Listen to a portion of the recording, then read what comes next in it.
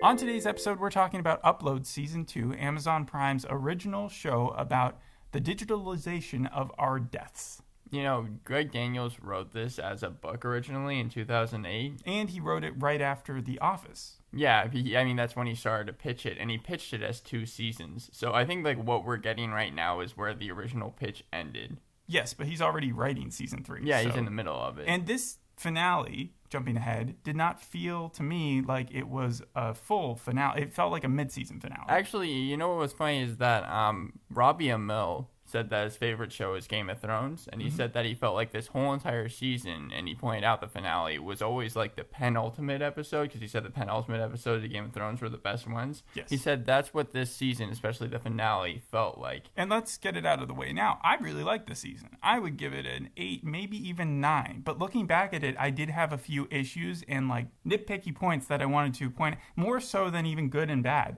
Because this show's hilarious. When it wants to be, it can really land a joke. Whether it be the dog therapist or the creepy freaking babies that were there all season. AI guy, he won me over this season. He had such an emotional arc. Season 2? Not his real version. Right, yeah, the actual actor. But did I like him in season what? In season 1. In season 1, he was fine. He just had one personality. In this one, we got to see him play a bunch of different types. You saw a couple people play a different version types of themselves. Their characters. Yes, yeah. kind of like when we did the episode of Into the Shadows. What We Do in the Shadows. Where they put on the cloak to mimic one another, and so each actor got the chance to impersonate a different person controlling their body. That's exactly what happened here. It happened with Nora. It happened with the AI guy. It happened with Ingrid when she hired someone to take over her body. It also sort of happened with the other angel, Alicia, right? The one who kept getting promoted. When she was in the dream. Obviously she had to play up as if she was his dream version of the girl in the porno. Yeah. Overall, you don't have any idea what I'm talking about if you haven't seen the show. I highly suggest you do that if you're going to listen to this episode. Yeah, and I think that the show got better as it moved along. Once it hit episode 4, that's when I was really in, and I was like, yeah, this show is really good. The first 3 episodes kind of moved at a little bit of a slower pace. I was in by episode 2. Episode 1 was a little slow, but it still introduced me back into the world, and I was like, oh yeah, I remember most of these plot deals. They left out a lot from season 1, and I feel that was COVID, possibly, that had to do with that. They also sort of reset things. My theory is that they have no idea where they're going with this show, because season 2 ended with so many different cliffhangers. Yeah. And all the characters doing strange things. And I think what's going to happen is the same thing that happened this season. But they can't continually introduce these story arcs and then just resolve them within the first 10 minutes. They threw away 2 characters in the first episode, and we never saw them again. The Tinder guy from last season, he wasn't there. The best friend, supposedly, not Luke, but the one that he had on Earth, Nathan's best friend on Earth, who he backstabbed or betrayed, who also slept with his girlfriend. He wasn't in this entire season. It just felt like the casting was toned down. They did bring back a few people. There was the 2 gig lady who was kind of brought in this season. You had the next door neighbor who was sort of the evil Koch brother. Yeah. Yeah. And but mainly it was the main 4, which was Ingrid, Nathan, Luke, and Alicia. Yeah. Yeah, and I felt with and Nora. Yeah, so the 5. Well, I felt with Nora, her storyline kind of dragged throughout the whole season. And also, I felt like she wasn't acting exactly the same as she was in season 1. I agree. I mean okay. I had no problem with how she acted this season. Her storyline felt super abbreviated. Most of the storylines felt like this could have been 10 episodes. I read that Greg Daniels decided to make it 7 episodes because he was like, well, we can fit everything in these 7 episodes. Also, Robbie Amell said that in the time it took them to do the 10 episodes back in season 1, it took them the same amount of time because of COVID. Here. Yeah. But it feels like there was more story that we didn't see. We never saw Matteo and Nora officially break up. And yet, by the ending, she was completely over him and didn't have that relationship went 0 to 60 back to 0 in 0.0 seconds. Yeah, and also it felt like when she returned in episode 3, which I was happy to see her finally return back to Freon, it felt like it was Freon. That's not the name of it. Lakeview. Freon is the company that he's making. To Lakeview, it felt like her absence was kind of unneeded in the story. I disagree.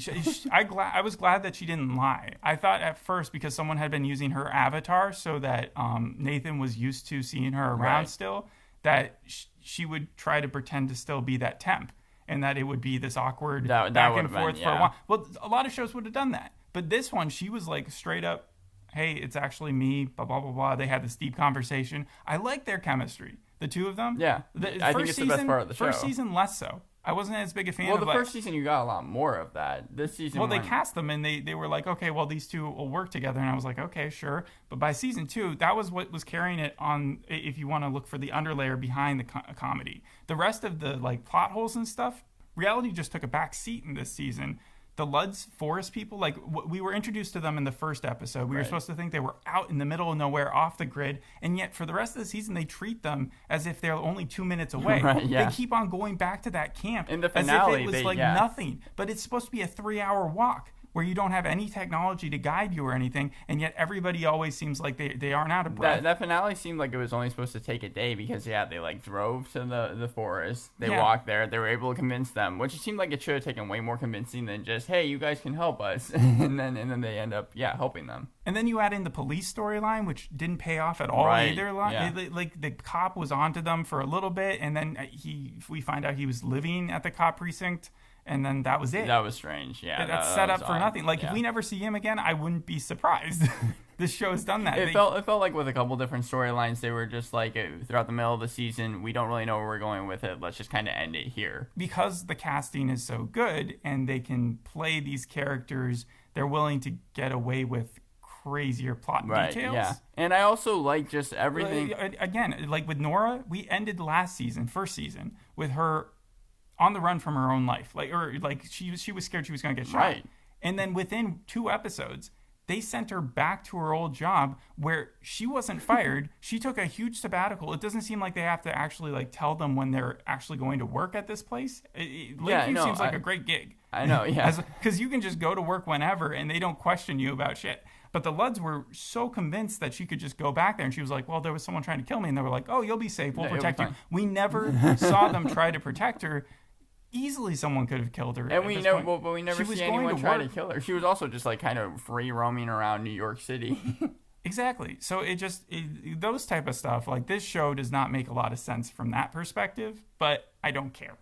Yeah, right? no. So what would you give the show? I think we're in alignment there. Yeah, and I would give the like overall season, kind of like you said, an 8 out of 10. My favorite parts of the show were when they were showing everything within Nathan's world, like all of the different type of details, like when he has the upper muscle scroll, when he's able to change his muscles, kind of the Loki tool where you're able to see like the memory parlor that they have there, the mind machine, the gigabytes of people, and like them being able to show it. And I always thought it would be cool if at the end of your life you were just given a big DVD. At the time, that was the first time I had that thought, where DVDs were still a thing, but now it would just be, I don't know, a flash drive or even in the cloud where you can just scroll through all the events. Right, yeah. And Greg Daniels talked about how like him and his crew do research for the inventions that are coming down the pipeline in the future so that they can make this like dream world that Nathan it's 2033 and better. We saw them even take a box out that from 2025, and that's how we got the landline telephone call out there. However, like, it doesn't take a lot to jump to these. Most of this stuff we already have in one form or another.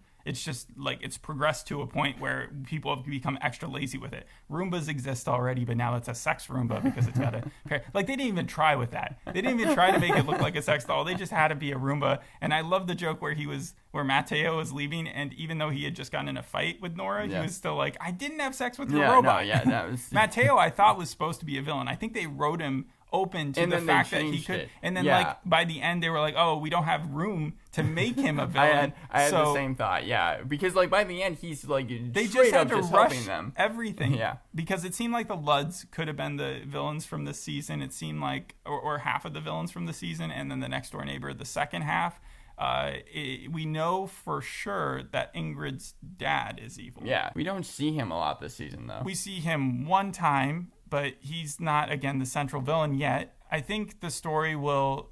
Okay, so Nathan, in this last episode, gets downloaded. If you saw the episode titles before you watched the season, then it was pretty clear where the season was going. In fact, like, I probably could have scripted out, like, a very brief synopsis and gotten 75% of it right, just based off that title. So there he is. He has the bloody nose, so he's not sure how much time he's got. Right, yeah, and I was wondering, a lot of people were like, is the next season going to be a day long? Yeah, but I'm thinking it's going to be one of those things where the next season is like, the full season is going to be about how can we actually cure him. Like, that's going to be the whole thing. I don't think so. I think it's going to be by opening the possibility that the intern was uploading him back into Lakeview. Right. I think what's either happening is that is interrupting what's going on. Like, he's in the cloud right now. His brain is kind of in his body a little bit. No. And so it's like being pulled back into. But what they're giving themselves the opportunity to do is either have next season at Lakeview again, or have it continue on this road. They really are just like, okay, it's summer break, everybody.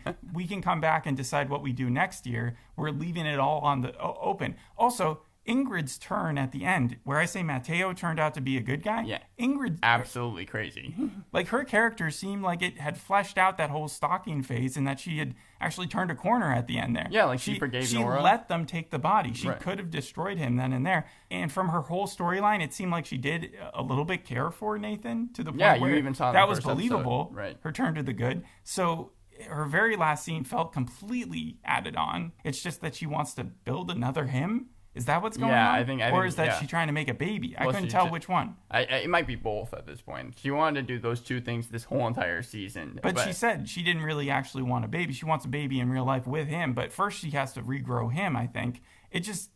Her turn felt like it was just for plot's sake for next season. I mean, and that's what a lot of people felt like as well. This has gotten 100% on Rotten Tomatoes, and it seems like the later part of the seasons had the higher IMDb scores matching what the first season got. I was fine with Ingrid's turn at the very end because it just felt like it was kind of one of those twists where I was like, okay, it opens the doors. It was 15 seconds long, but without it, it wouldn't have changed anything really to me. Yeah, and I mean, I guess that they do have so many cliffhangers anyways. Luke's backstory has also never been explained except for the fact that he was in the army, Afghanistan, right? Yeah.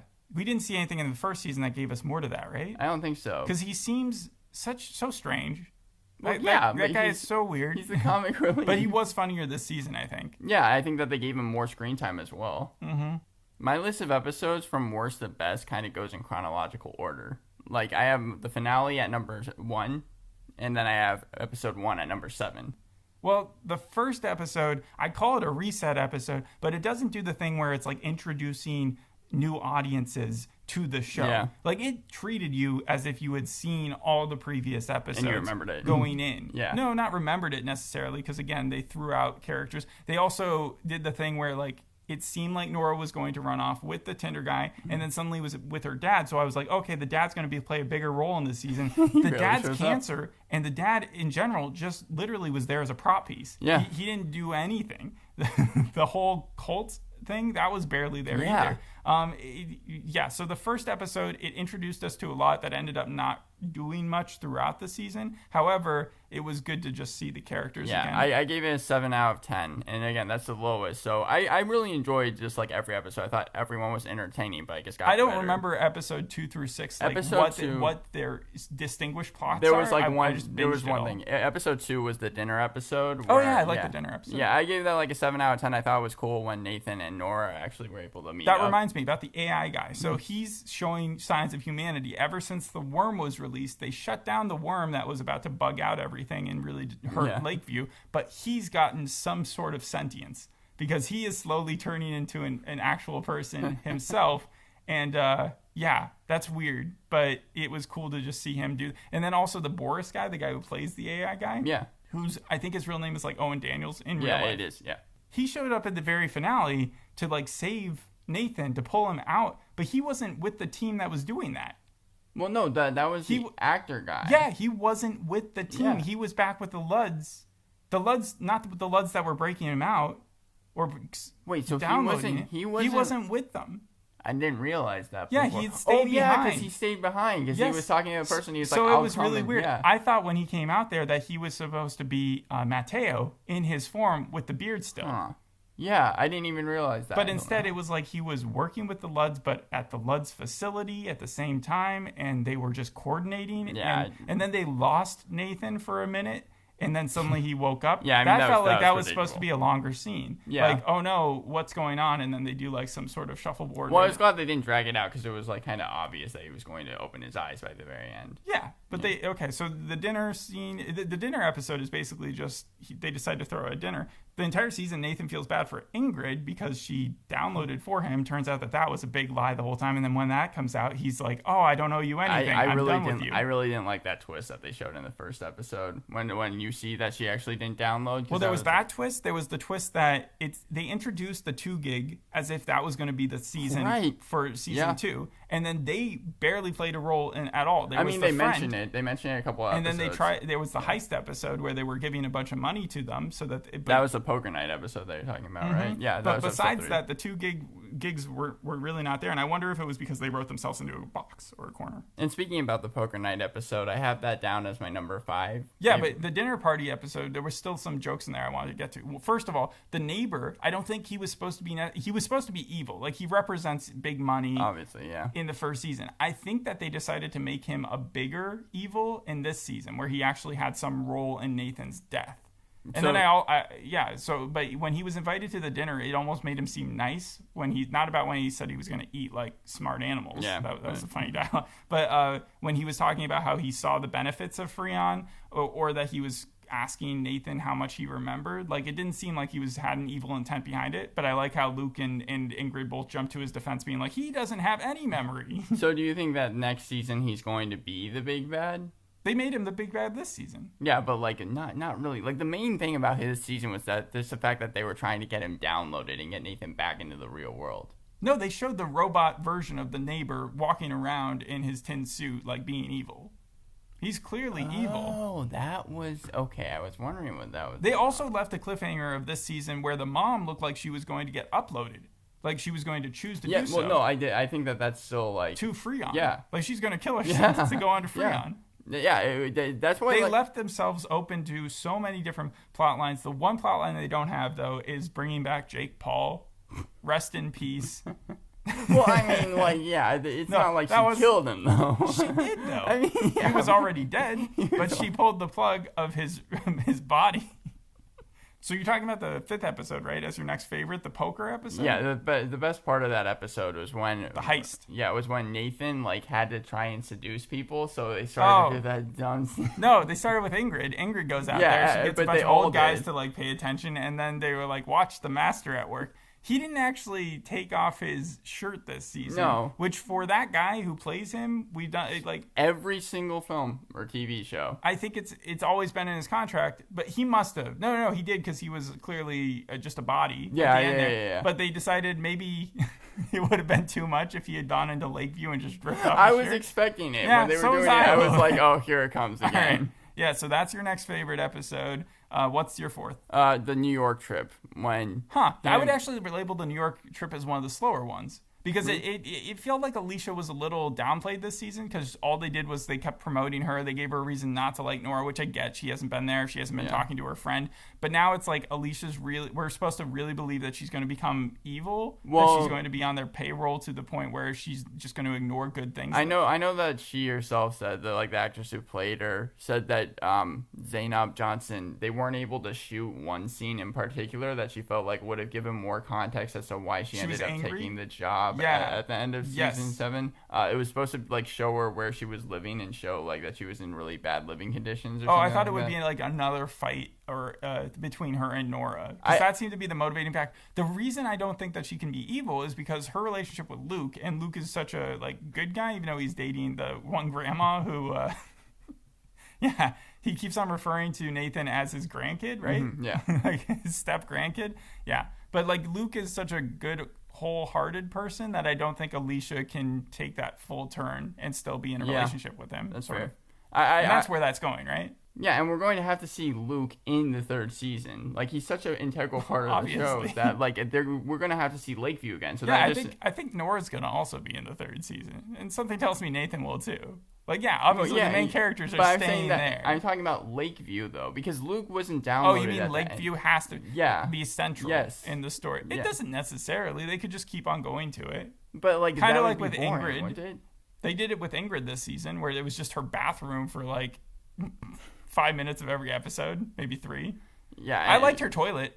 Her toilet had so it was sass. one of the best parts of the season for me. That scene It had in particular. it had one scene. What are you talking about? Yeah, it was really funny though. And I think that was like episode 5, right? Yeah, and that was my number 3. And another weird thing about Nora is because she gets the job at this point, right? Yeah. She gets that job, the promotion sort of, but like for a job that she never even taught for or coded for. Like she didn't have the coded skills to do that job. So where did they come into play? Like where did she get them? That goes back to, I think, like the show's continuity. Convenience. Yeah. Whatever works. And then I'd say that my second one, number 2, was Family Day, episode 4, in which like Nora has to leave the glitch bomb or whatever, and like the whole entire Lakeview just starts glitching out. Yeah, the worm. Yeah. It was a big, and they only used Mateo in that form once to give her that. He didn't do anything else in that form. They brought AI guy, the real guy, in so that they could take off the mustache and beard. Mm-hmm. He didn't have a mustache, did he? Take off the beard so they could splice him in. I thought that guy was going to raise havoc. I thought Mateo was going to run around there and do some crazy shit. Yeah. But instead, he just is there to hand her the backpack. And then she uses the backpack. Yeah, and then he just leaves. Up and leaves, yeah. It's so weird. And then episode 7, I felt like the finale was just a lot different than the whole entire series. Like, even including season 2. Like, I got that feeling, like, they were wrapping up, as much as they did keep cliffhangers, they were wrapping up a lot of storylines. And it did. And this was the first time that it felt like it really wasn't focusing on Lakeview as much as just the outside world. The one nice thing that it did was in the end of the first season, it was pretty clear that Nora and Nathan were in love with each other. And so they had to find a way of keeping them apart, but also do it semi-realistically, even though they exist in this world where anything can happen at any time. Right, exactly, yeah. And I think they did a fairly good job of that because it didn't feel like until this finale that they had actually been together. Mm-hmm. Yeah. And so now that that's happened, the question is if it becomes something like The Office, where once Jim and Pam were together, as fun as Jim and Pam were throughout the entire series, their relationship never had that same spark. Because people, it wasn't like the will they, won't they anymore. It's like they are together. Greg Daniels talked about that. He even like kind of referred to Nathan and Nora as like Jim and Pam, talking about writing. It was kind of similar. So they both have that sarcastic sensibility. It is funny that when Nora was being played by the intern, or the intern was in her body, that Nathan said that she didn't talk like her at all when she said something like, that's dope or something. Yeah, right? But then when Nora actually arrived, she does use some awkward, like, sort of millennial language sometimes. So it wasn't exactly off character if she had said something like, that's dope. They also kept giving her the same joke about her not understanding the references or using, I don't know if you caught it, they did the first time it was with Frankenstein and Dracula, and I forgot what the second time was, but she kept on like mistaking one for the other, right? Yeah, and making reference to it. And then so she's just an awkward human as well. But my favorite moment, I think, was when they did the mind reading thing, and it was so clear that Nathan was going to think about her, and like she was the only one. It right before he tried to say it. He was like, it's like not thinking of a pink elephant. Like, he gave her all the warning that he possibly could. And then as soon as it was like, oh, man, I really want to kiss her. It was like, obviously. Okay. So overall, I really like their relationship. I like the comedy. I think, where are we, the last couple episodes for you? I mean, yeah, at this point, I've gone through all of them. Oh, all of them? Yeah. What was the second favorite again? The episode 4, Family Day. Wait, that was your second favorite out of all of them? Out of the season, yeah. What'd you think of the dancing baby in the finale? The one who was like, you know you love me. No, I did not like seeing that. That was bad. But VFX, they have talked about, like Greg Daniels has said, it's different doing VFX for something like this, which is a comedy against realism. So he said that like they spend a lot of hours in actually trying to like perfect it. That's got to be really hard. Because sometimes they can just show it in VR world, or outside of VR world, where they're just doing computer programming, but when they're actually there. Yeah, you have to see it. And then the dog talking and such. Yeah. But it would be a cool place to hang out for a day. So because you can put yourself into the VR set. Yeah, they had the guest passes, right? That's what Luke uses this season. So just going through my list again, I'll start from best to worst. Yeah, episode 7, the finale. My number 2, episode 4, episode 5, 6, 3, 2, 1. So what comes up first? The fact that Freon is going to like destroy humanity. The fact that the police cop is going to catch them. The fact that the mom is going to get uploaded. I think the mom's going to get uploaded. I don't think so. I mean, she said goodbye to her kid. Yeah, but they're stopping it before Freon even goes into existence.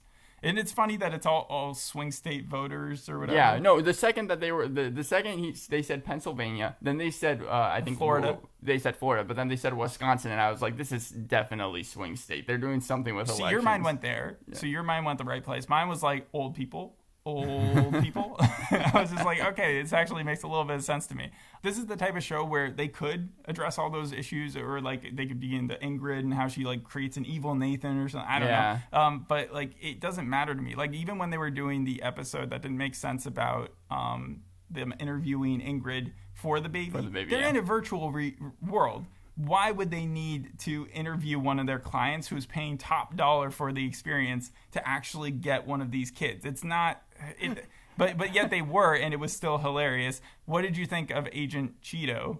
The fact that he was introduced this season just seemed odd. Was he? I wasn't sure if he was in season 1 or not, and if they just decided to like extend his character. It seemed like they continually tried to make him weirder and weirder and weirder. Like, yeah, this thing was his Roomba. Then he ended up being like an incel. Then he said that he's like not attracted to people that he like finds in high authority or whatever when he's speaking to Nora. Yeah. All funny to me, but yeah, they did downscale the world, which is weird because it only felt like there were a couple angels this season. It felt like COVID related season. Yeah, no, if you really looked at it. Then that's what Greg Daniels has said. Because it would have been impossible for them to be in charge of as many people as they are, and yet give these like 3 people in Lakeview this much attention. And how do they not know that Ingrid was fake? It's like, how would Nora not know that? How would she not be able to see the code? I felt like when Nathan saw that Ingrid was like always like out of it because she always just kind of stayed still in Lakeview, he was going to be able to figure out somehow. What are the chances the AI guy ends up with Ingrid? Because it seemed like there was a connection there by the end. I don't know if Ingrid wants to be with the AI guy. Well, she might make Nathan's baby. Body. But she might make Nathan's body and stick AI guy in there. She had the baby and it looked like the AI guy. Throughout his life. Is that why? Yeah. Is that why she was more connected to him by the end? I don't know. It was a funny episode. That was a straight ripoff though of Legion. Legion did the same thing, but in a dramatic form, where Aubrey Plaza was like his number 2 for all the episodes until she has that experience where she's like raising a kid, but in like fast form, and by the end she's just like, I'm sick of this world. And someone talked about how Nathan could have one of those Legion episodes where there's like multiple of them and they're all jumping and fighting each other. Like a Matrix episode. Yeah. That just gets me excited for another season. All right. Well, I think overall they think that they're going to have another season, but it hasn't been renewed yet. But Greg Daniels is like very, very sure. So he's writing it already. Yeah. All right. Yeah. So next season we're ready for it, but this season we'll give an A+ as a total. I mean that's an 8 to 9 out of 10 to me. Yeah. Okay. That's fair. Yeah. I mean I just wish it was longer. Yeah. I do too. And the stuff that I'm nitpicking is more just fun watching it and being like, hey, that doesn't make sense, as opposed to, wait, I can't enjoy this anymore. Like that stuff. All right. So thanks for listening. We'll see you on the next episode. Bye. Bye.